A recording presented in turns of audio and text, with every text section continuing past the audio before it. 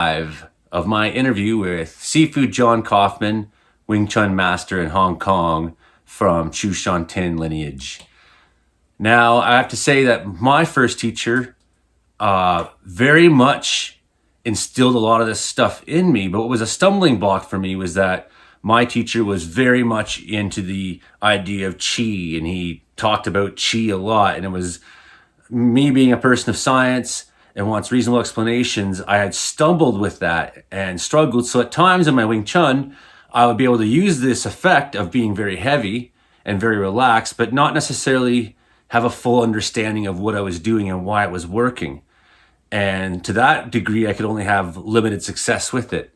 So I find that these discussions with John Kaufman really helped fill the gap for me and bring it to more of a physiological explanation, a mental explanation, and it also helped me realize that I am doing some of this stuff, but I just didn't understand it yet. But if you can use more of your whole body weight without bracing, then for me to move you, it would be like, say you weigh whatever, 180 pounds. If it'd be like you're a block of wood that's 180 pounds sitting on the floor.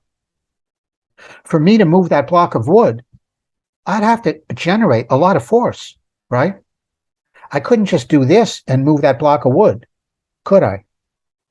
I'd have to have enough force to actually move that block because it's all of its weight is just sitting on the ground. It's not using part of the weight to resist me. It's always using all of it because it's a fucking block of wood, right? Okay.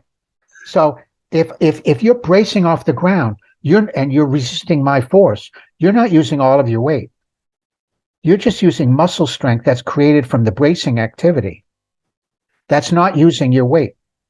If you're using your strength, same thing. But if you could be that block of wood, I would have to move all of your weight, and that would be very difficult for me to do. So how do you be the block of wood?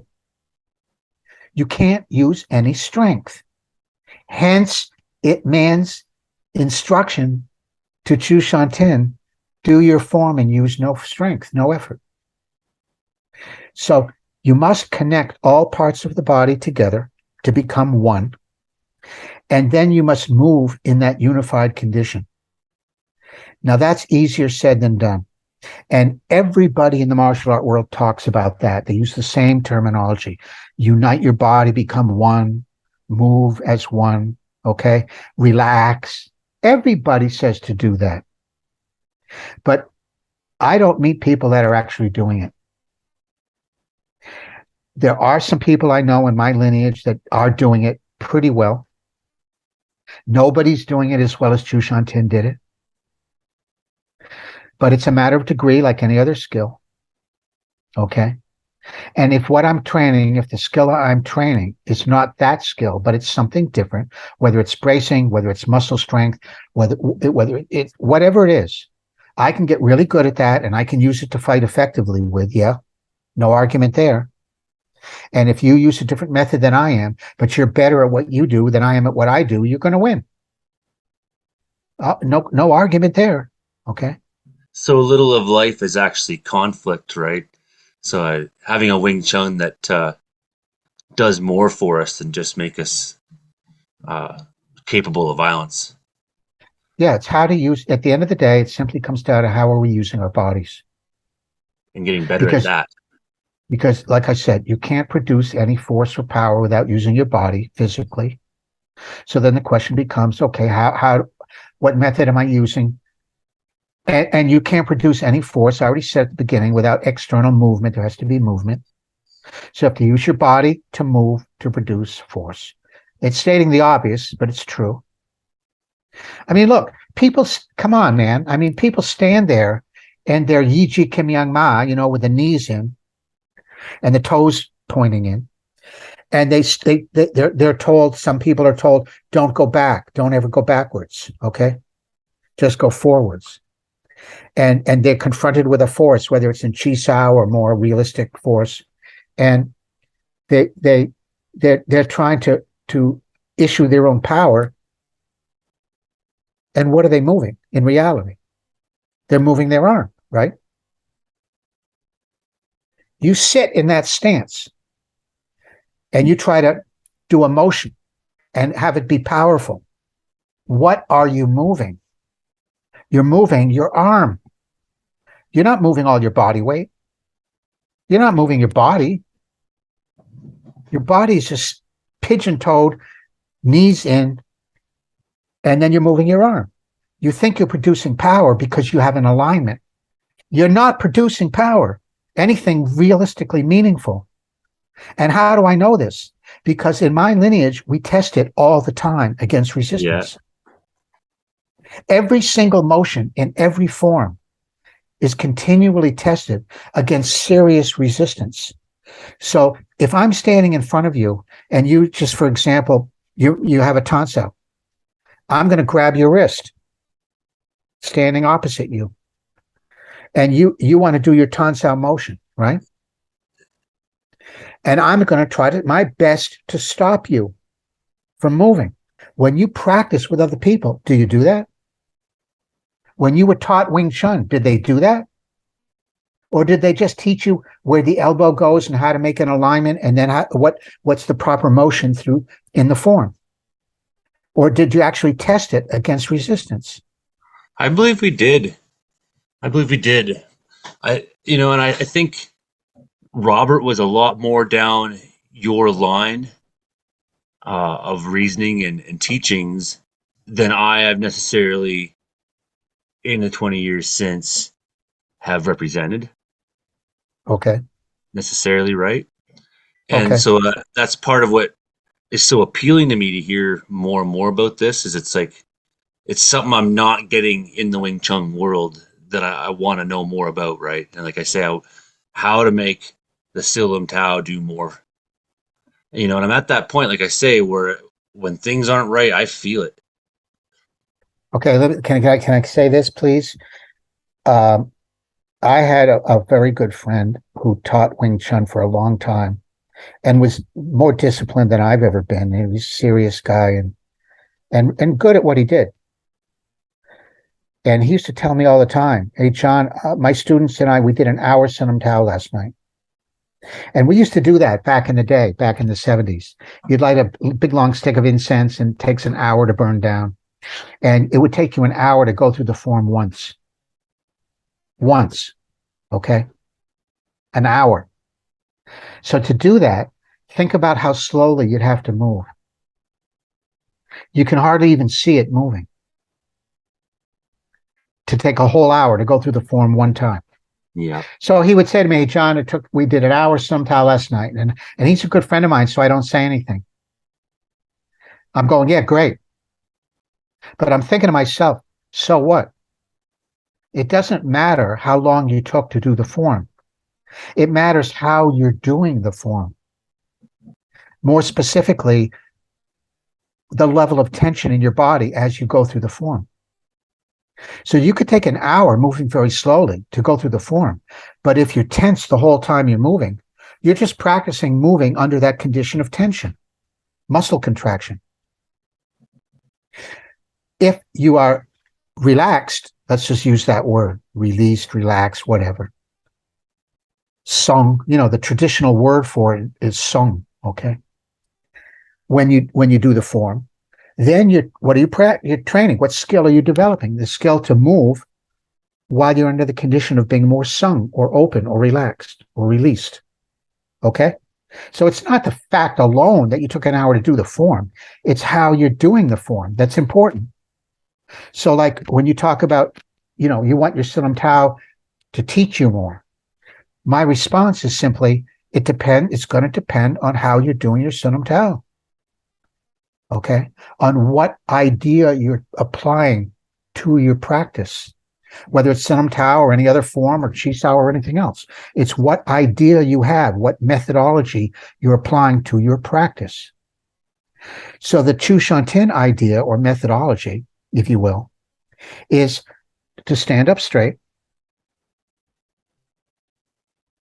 to use no muscle force, and to move effortlessly. Okay? Now that's easy to talk about. And it's even easy to do in the air by yourself without any resistance. That's not difficult to do. Oh, look. Oh, look how good I am. Okay? Okay? But when people start to actually apply resistance, and then you see most people, what do? They do one or two things. They try to overcome that resistance by resorting to strength, even if it's not intentional, either using bracing or muscle contraction. And then it immediately becomes a fight.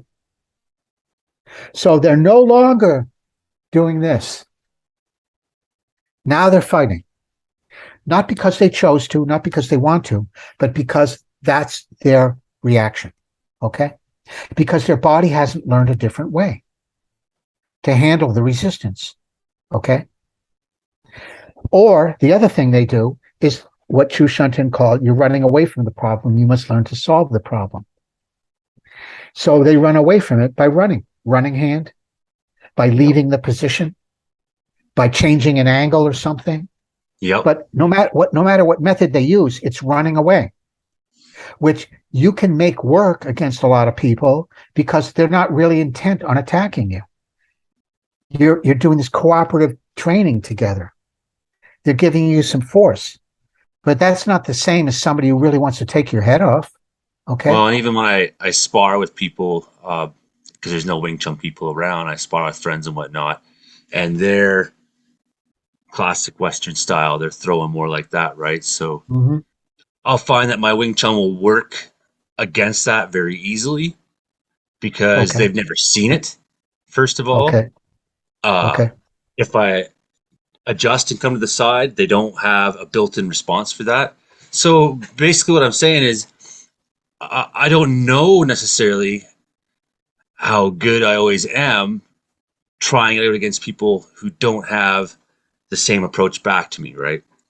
Right. And one of the benefits of having Wing Chun people with you directly all the time is you get that feedback, right?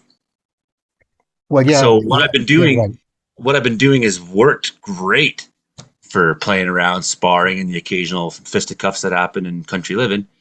But there's more available, right? And that's what you're saying. And Yeah, I think that is what I'm saying. That they're not more in the necessarily in the sense of better or more effective, but just different. There's different way to use your body. Okay. Of course, if you were to ask me, I think it's better, or I wouldn't be doing it this way. But that's not to say that other ways aren't effective and people get really good at them. Also, when you're playing around with other people or sparring or whatever you're doing, and I don't know, I'm just guessing. If what's happening is they're throwing punches at you and you're doing your Wing Chun, and as you do their Wing Chun, they stop. Okay. Then that's not really realistic because in a real fight, people are oriented to hurt you. More often than not, I'll engage them and not let them throw the punch because I know I can just come in and control them before they get the chance. Like one of the guys on my fire crew this summer, he's a pretty good boxer. So like as soon as I knew he was gonna start playing around, I just come right at him and not give him that chance to get set at all, right? And he did not know how to readjust to the game that I was playing when I readjusted. What I'm saying is it's because, look, I'm just guessing, okay, and whatever. We're just talking here, and that's fine. All I'm suggesting is you see this all the time. You see it all the time where the Wing Chun guy is practicing with somebody else, whether it's a boxer or a judo guy or whatever. So like the boxer's trying to punch you, and you do your technique, and then it's effective, fine, like you described. But what's probably happening is, as you're doing your technique, the boxer stops moving. He stops attacking you. And you're saying it's because he doesn't know how to respond. And I'm saying it's because he's not responding. Okay. Well, yeah. If in reality, he wouldn't stop punching you, or you're now in on him with your technique, he would grab you try to throw you on the ground or manipulate you or just keep punching you or change the angle or whatever. In a real fight, that's what's going to happen. Okay. It's not going to be he does this and then I do that and then he tries to figure out what to do next. No, It's it just was more in the it's a real fights I've flailing. been in. It was more like how I described too, where I wasn't going to give them the chance to throw punches. It's just like, no way. I'm not letting that guy hit me. Okay, fair enough. Fair enough. So, I'm going to close down that line and take that Okay. initiative. And to be honest, I'd Okay. never ever punched someone in the face or nothing like that. There's never been, I'm not a real Right. violent character, but Hmm. small town, not the same kind of thing as city violence. Definitely not. But city violence may continue on past a certain point. Whereas small town, a drunk guy in a small town, there's usually a point at which it stops when Right. you have some sort of control over them. They're not going to continue on the fight, right? So you, I you hear get you. you get too used to these situations where either a because you're sparring with them and you're doing things that they're not used to, you're taking initiative. There's like so many shortcuts that I could take to beat someone that don't require me to be heavy in the way you describe, right? Sure. In the way that I Sure. want to be. Sure. Sure. Okay. Fair enough. Let me come back very briefly to what I was talking about, the methodology of this lineage, as far as I know it and practice it anyway. To access your body weight, to have all parts connected to each other, it doesn't mean they can't move independently of each other. They can. It just means when one thing moves, everything moves. Okay. To do that, you have to start with a level of release, song relaxation, which is why it's stressed so much in our lineage. Just depends on what you mean by relaxation and how you foster it in your body. Okay. There's the relaxation of being floppy.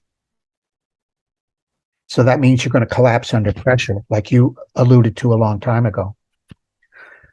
But then there's the relaxation or release that creates a very strong structure that's very difficult for your opponent to move. Well, Yet you're there's still like relaxed. there's these physical structures that I was sort of drilled into. Like one thing that Robert added that wasn't necessarily Wing Chun is he would be more apt to use almost a mantis to reach out and touch you, right? But the Right. strength of those angles themselves, the angles are very strong. So someone pushes up against that angle and it doesn't move. And as long as I'm solid, it doesn't move. But once I'm outside that angle, I don't have the benefit of that structural strength. Yes, and even within that, even with the proper angles, your ability to withstand force is still going to be dependent on your alignment to the ground because that's the method you're using. So, and it's those angles that are stressed so much. That's why in most Wing Chun, probably 99% of Wing Chun, that's why they emphasize so much elbow positioning and keeping that angle of the forearm to the upper arm, right? Yeah. And why this tons this Fuxao, for instance, is correct, but this Fuxao is horrible because you're not covering your center line, right, and all of that Yeah. stuff, right? Okay, because their Wing Chun depends on creating the proper relationship or angle of the elbow, so relationship of upper arm to forearm, and also the relationship of elbow to shoulder to hip to down to the ground, or alignment, if you will. Okay. So that when force is applied through the arm, you can take it down to the ground and then back up. That's bracing. Okay. And that's what most Wing Chun is. That's how it's taught. That's not the Chu Shantin method. In the Chu Shantin method, it doesn't matter what your position is. It doesn't make a difference if my elbow's here or here. Okay. It matters what my internal condition is. It matters whether I'm connected. It matters what I've accessed my body's weight. It matters how released I am. In other words, the lack of muscular contraction and tension. If I have a proper degree of release, as we're describing, then I can withstand your force without relying on alignment to the ground, without relying on angle or positioning. Now, you just don't find that in Wing Chun outside of our lineage that I've ever experienced anyway. And the value of it that I see anyway is that then you'd be free to move your body, to move your hand wherever you want it to go. Like That you say, I love your. wait 1 second. And as that's happening, the person always has to deal with all of your weight. So if you picture that 180-pound block and it's moving, no matter what the opponent tries to do to it, it always has to deal with that 180 pounds. Whether it's to push it in a direction or up or down or go through it, they still have to deal with that weight. So that makes your martial movement way more effective and harder to deal with. I love your quote. Everything must be free to move. Yes, everything must be free to move. But while you're in that condition, look, I can keep everything free to move without being connected and without accessing my body's weight. And what I'll be doing is collapsing all the time and running away from force. But I can still be free to move, having accessed my weight and having been connected. And then I'm still free to move everything. But when one thing moves, everything moves. And you always have to deal with my weight, which is what makes it difficult for you to deal with my attack or for your attack to affect me. So that's the difference. Make sure you go to Sifu John Kaufman's channel and hit subscribe. If you look down below in the description, you will see his channel coordinates.